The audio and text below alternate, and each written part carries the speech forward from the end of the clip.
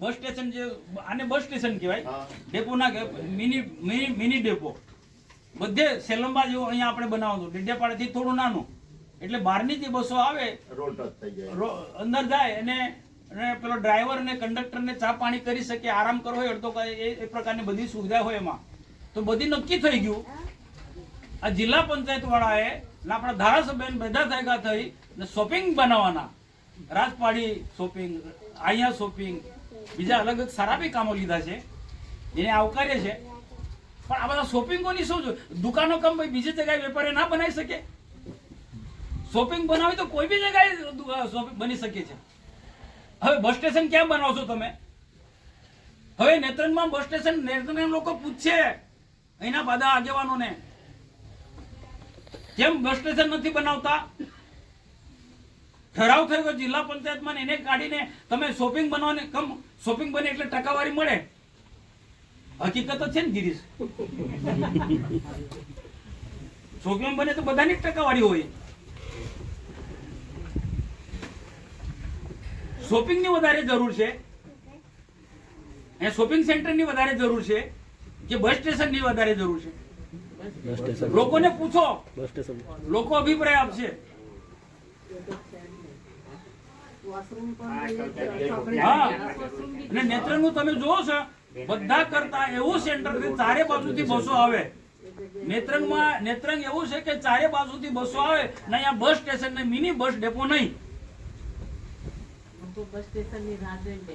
હા,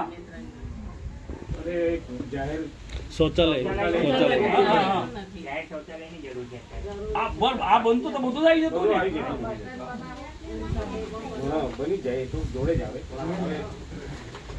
કમસે કમ એટલું તો તમારે આપણા લોકોએ, જેને ધારાસભ્ય બી સમજવું જોઈએ, જિલ્લા પંચાયત પ્રમુખ બી સમજવું જોઈએ, એના બધા લોકોએ સમજવું જોઈએ. આ તો પ્રકાશ દેસાઈ આવે અને ધારાસભ્ય આવે એટલે તમારે એ વાત ખોટી વાત મૂકે, ધંધાકીય વાત મૂકે એટલે બધાને વાહ. અરે તમને સમજણ તો પડો કે લોકોના હિતનું કોઈ કામ કરવાનું તે. આ શોપિંગ સેન્ટર એટલે લોકોના હિતનું કામ છે? શોપિંગ સેન્ટર એટલે લોકોના હિતનું કામ છે? એ ધંધાકીય એ છે. અરે વેપારીઓ તો ગમે ત્યાં તમારે એ શોપિંગ દુકાનો બનાવવાના છે, પણ બસ સ્ટેશન તમને મળવાનું નેત્રંગ ને. જો ભાઈ મને તો કોઈ નુકસાન નથી, આવો બાપુ એટલું સમજી લે તો મને કોઈ નુકસાન નથી. આ વિષય શું છે? કોઈ વખત જાહેર સભામાં કઈ લોકો એમના પર થૂકશે. આવા ધંધા નહીં કરવાના, પ્રજાહિતના કામો કરવાનો હોય, પારદર્શક વહીવટ કરવાનો હોય. લોકોને ખબર નથી પડતા શોપિંગ ને આપણે બધા સેટિંગ છે, ટકાવારી વાળા બધા ધંધો કરે છે. જે કોંગ્રેસમાં ચાલતું છે, બીટીપીમાં ચાલતું હતું, એ ભાજપમાં ચલાવવા માંગે છે. જે કોંગ્રેસમાં ચાલતું હતું, બીટીપીમાં ચાલતું હતું, આ શોપિંગ સેન્ટરો બનાવી છે, હવે ભાજપમાં બધું ચાલવા થયું છે. આપણે એ ચલાવવાનું છે. મનસુખ વસાવા કોઈ દિવસ નહીં ચલાવે. પ્રજાના હિતનું કામ હશે તેને જ હું સમર્થન કરીશ. મામાએ બહુ બધી સારી વાત કરી. તાલુકા પંચાયત જીતવી, જિલ્લા પંચાયત જીતવી છે ભાઈ. આ બધી જ વાતને બધાએ કામે લાગી જવાનું. નાના મોટા પ્રશ્નો સોલ્વ કરીશું. વિકાસના બધા જ કામો ખેડૂતોથી માંડીને બધી નેત્રંગ તાલુકા આપ્યો છે, કેટલો ઝડપથી વિકાસ થયો છે, થઈ રહ્યો છે.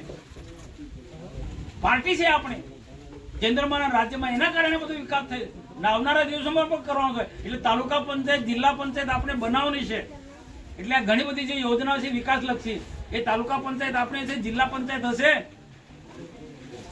તો આપણા લોકો સુધી પહોંચાડી શકીશું, તો છેવાડાના લોકો સુધી પહોંચાડીશું. એટલે ભલે મેં એટલું ધ્યાન દોરવાનું, નાની મોટી જે ધ્યાન અત્યારે જવાબદાર લોકોનું ધ્યાન દોરી પહોંચાડશે. સુધારાવશું, ના સુધારે તો જાહેરમાં હું કહીશ. પણ આપણે તાલુકા પંચાયત, જિલ્લા પંચાયત પૂરી તાકાતથી ગમે તે હોય, કોઈ પદ મળ્યું હોય નહીં મળ્યું હોય, પણ આપણે તાલુકા પંચાયત બનાવવાની અને પ્રજાના કામો હજુ અધૂરા ઘણા બધા કામો કરવાના છે, એ કરવાના છે. સિંચાઈ માટે પણ અમે જેટલી લડાઈ લડવાની, હું સિંચાઈ માટે પણ લડી.